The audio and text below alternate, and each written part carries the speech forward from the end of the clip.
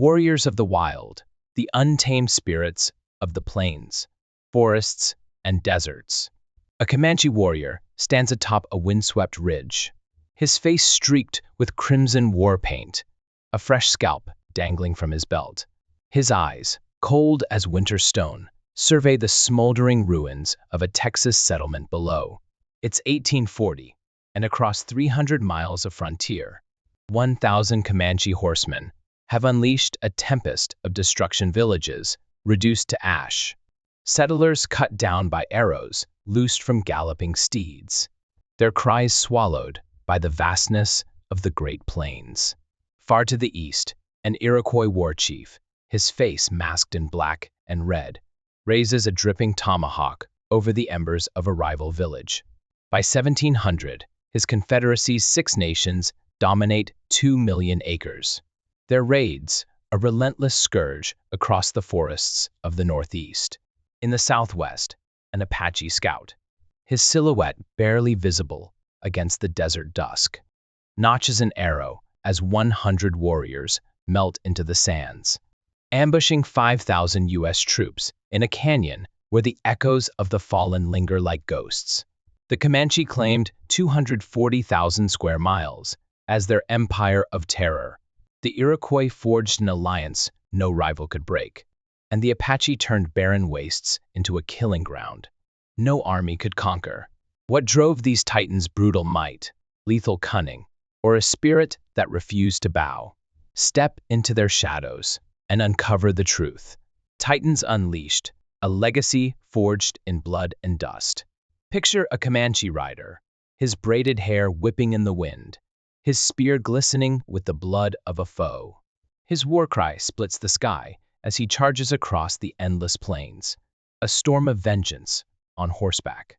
In the east, an Iroquois sachem stands silent amid the crackling ruins of a Huron stronghold, his war club heavy with the weight of victory, his confederacy's dominion stretching like a dark tide over the woodlands. In the arid Southwest, an Apache warrior crouches atop a jagged cliff, his eyes sharp as a hawk's, watching a column of soldiers stumble blindly into a trap where death whispers from every shadow. History branded them savages, wild forces of chaos, but they were more. For centuries, they defied empires, their names synonymous with dread. The Comanche butchered thousands across their sprawling domain. The Iroquois crushed nations with calculated precision, and the Apache turned survival into an art of terror. By 1800, their blades had carved a toll of lives that settlers could only whisper in fear. Were they monsters born of bloodlust, or guardians of worlds crumbling under invasion? Their stories demand we look deeper. The Comanche, sovereigns of the storm. The Comanche story begins in the rugged Great Basin, a land of stark peaks and unforgiving deserts where survival was a daily trial.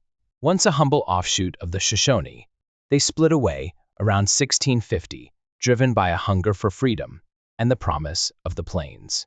Their name, Comanche, in Ute tongue, means enemy, a title earned through centuries of unrelenting defiance.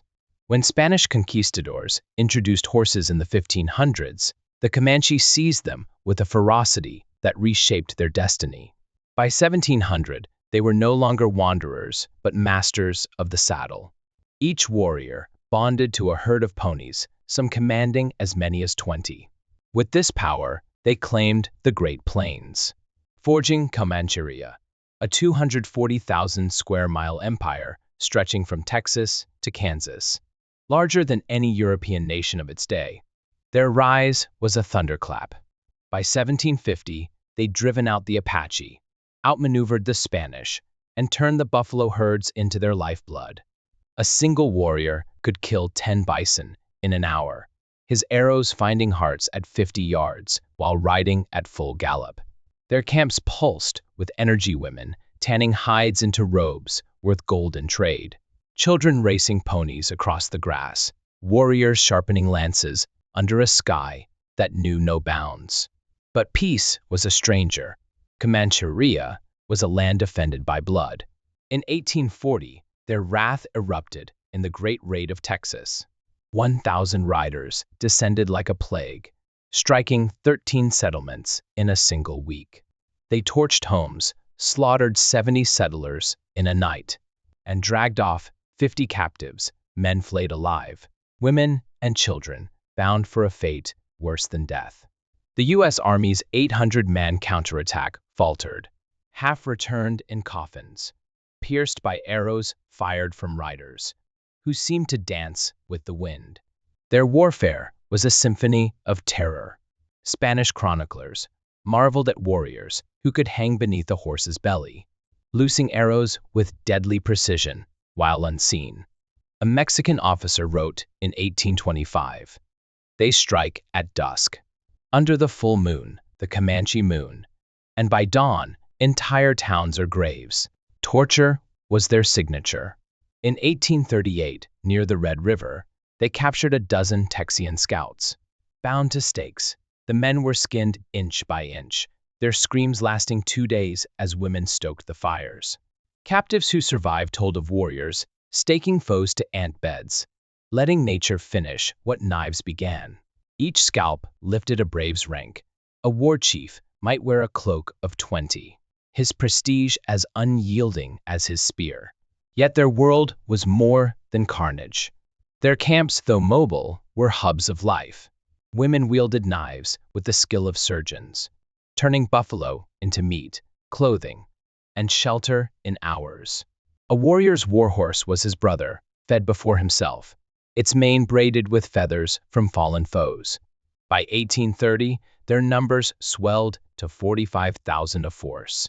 Spain lost 3,000 soldiers trying to subdue. Mexico fared worse, surrendering 4,000 lives to their raids between 1820 and 1850.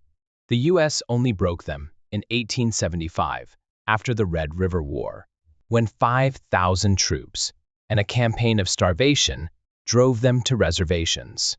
Even then, their fall was no surrender. It was a defiance that burned for 200 years. They killed 6,000 settlers in 5 decades, a tally no tribe rivaled. Were they butchers, or a people fighting to hold a land stolen piece by piece? The Iroquois Confederacy, architects of dominion. An Iroquois war chief strides through a forest clearing, his face painted with the black of death, a war club glistening with fresh gore. His shadow falls over a smoldering Algonquin village, the air thick with the scent of ash and triumph.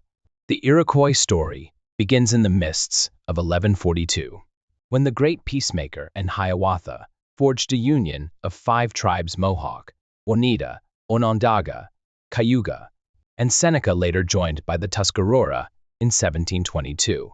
They named themselves Haudenosaunee, people of the Longhouse, a title of unity. Their foes, trembling, dubbed them Iroquois Rattlesnake, a name that hissed through history. By 1600, their dominion spanned 2 million acres, from the Hudson River to the Ohio Valley, a realm dwarfing the fledgling colonies clinging to the Atlantic shore. Their strength was their pact. The Great Law of Peace, etched into wampum belts, bound them with a council of 50 sachems chiefs, whose every vote forged iron consensus. This wasn't chaos, it was order, a system so enduring that Benjamin Franklin borrowed its bones for America's Constitution in 1776. By 1700, their raids had crushed a dozen tribes, their war parties a relentless machine. The Beaver Wars, 1640–1701, were their forge. In 1649, 1,200 Iroquois warriors stormed the Huron, slaughtering 800 in a day, their longhouses reduced to cinders. The Erie fell by 1656, erased from the earth. The Susquehannock broke in 1675, their 500 warriors no match for Iroquois steel. Each conquest stretched their trade web 3,500 miles, strangling rivals with furs and fear. Their brutality was legend. Captives faced the gauntlet, 2 rows of warriors, 50 strong, beating runners with thorned clubs as they staggered forward. Most collapsed, their skulls split. Survivors met fire. In 1650, Jesuit missionary Isaac Jogues was bound to a stake, his flesh seared for hours, his fingers gnawed off by women who sang as he burned. He died silent, his heart torn out and devoured for its strength. Over 60 years, 400 priests met such ends, their journals trembling with awe at Iroquois resolve. Warriors trained from childhood, boys of 10 swinging war clubs, teens leading raids by 15. One French captive wrote, "They strike without a sound, only the wind hears their kill." But their power wasn't just war. They mastered the Three Sisters corn, beans, squash, feeding 20,000 mouths by 1700. A population rivaling Boston. Women ruled the fields, chose sachems, held sway in councils. Longhouses stretched 150 feet, sheltering clans under one roof. In the French and Indian War, 1754-1763, their 2,500 warriors allied with Britain, burning French forts to ash, costing 2,000 lives. Their reach crushed 25 tribes over 3 centuries, a dynasty of dread. By 1800, America seized their land, but their counsel endures, unbroken since 1142. Today, 100,000 Haudenosaunee carry their flame. Were they tyrants, or a nation shielding its soul? Their enemies lost 3,000 to their blades, yet their law birthed democracy's seed. The Apache, phantoms of the wastes. An Apache warrior kneels atop a sun-scorched mesa, his face shadowed by a headband soaked in sweat, his bow taut with an arrow aimed at a cavalry patrol below. His breath is still as death itself. The Apache trace their blood to the Athabascan, wanderers from Canada who reached the Southwest by 1,400. They split into bands, Chiricahua, Mescalero, Lipan, and more, claiming 120,000 square miles of desert and mountain by 1700 from Arizona to Texas. This was no gentle land. It was a crucible of rock and thorn, where only the cunning thrived. The Apache didn't tame it. They became it, their lives a dance with scarcity and steel. Horses, stolen from Spanish herds in the 1600s, turned them into specters. A warrior rode 80 miles in a day, his pony a blur across dunes.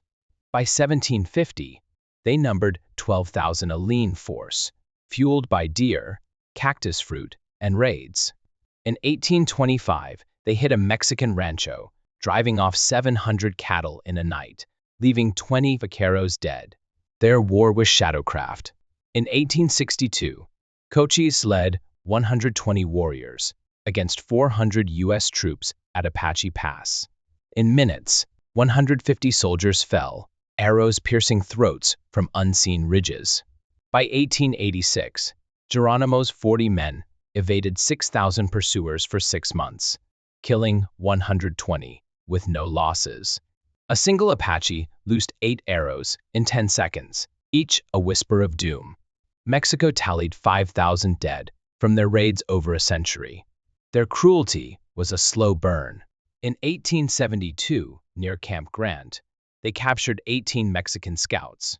Staked to the sand, the men had their eyelids sliced off, tongues cut, and bodies left for vultures. 3 days of torment before death. Children of foes were dashed against stones, their skulls trophies. In 1868, a settler family of 6 vanished near Tucson. Days later, their scalps hung from a warrior's lance, ears strung like beads. Silence was their weapon. Attacks came without warning, leaving survivors mad with dread. One U.S. officer wrote, "You hear nothing, then you're dead." Yet they were more than reapers. Their songs wove the desert spirit. Their dances honored the sun. Women harvested agave, kept clans alive in famine. By 1850, they held at 9,000, defying odds. A warrior ran 60 miles barefoot, outpacing horses. General Crook, who broke them, called them wolves of the wild.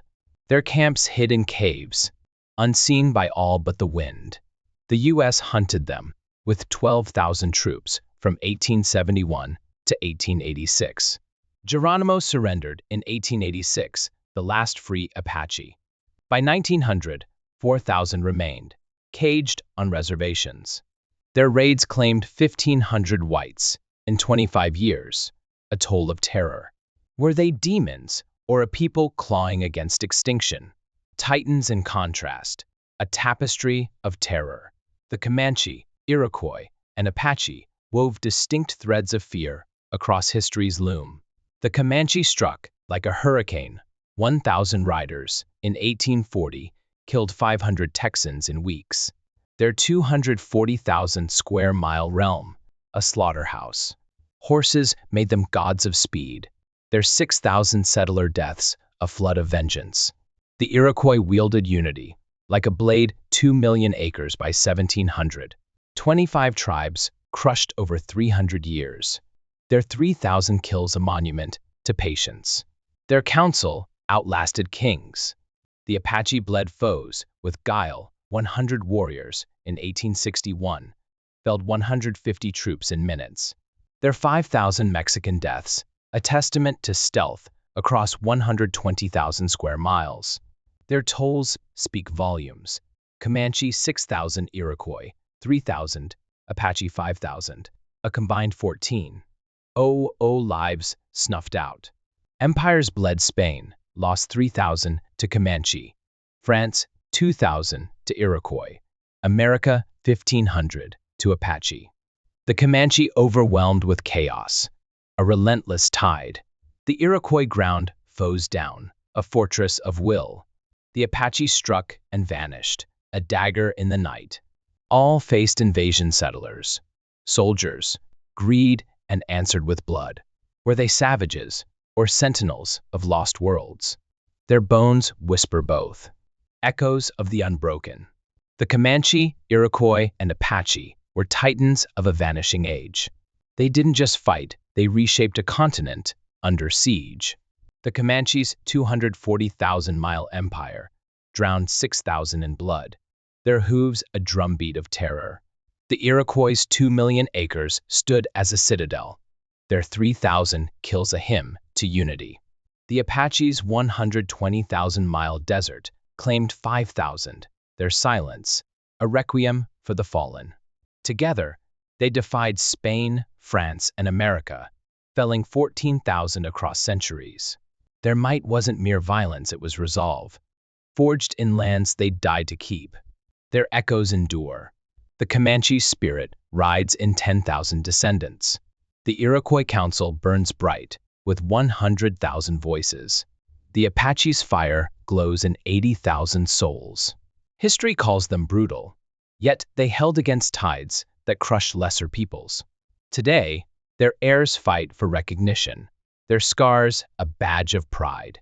What do they teach us about power, survival, the cost of resistance? Their legacy isn't fear. It's the unyielding flame of those who stood tall when the world sought to bury them. Reflect on that.